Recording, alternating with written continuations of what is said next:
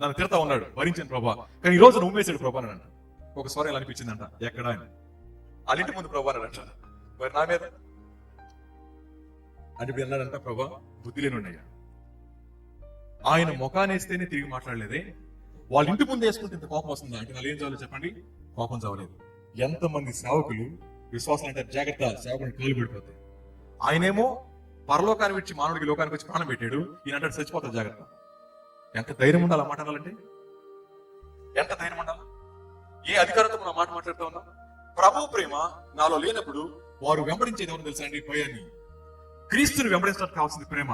ఆ ప్రేమ ముందు నాలో ఉండాలి. అందుకని గుర్తుపెట్టుకోండి, సహనాన్ని ఎన్నడూ కోల్పోకండి. ఆ సహనం దగ్గరే ఏమొస్తుంది చెప్పండి?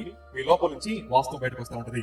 ఇప్పటిదాకా సేవ చేసి అనుకున్నాను కానీ నాలోకి కోపం సావలేదయ్యా, కోపానికి సాగు నేను ఎలా సేవ చేస్తాను ప్రభా అని ఏడ్చి పశ్చాత్తాపడి తిరిగి అన్నడు కూడా అలాంటి మాట ఆయన ఎప్పుడు నోటి మాట్లాడలేదంట.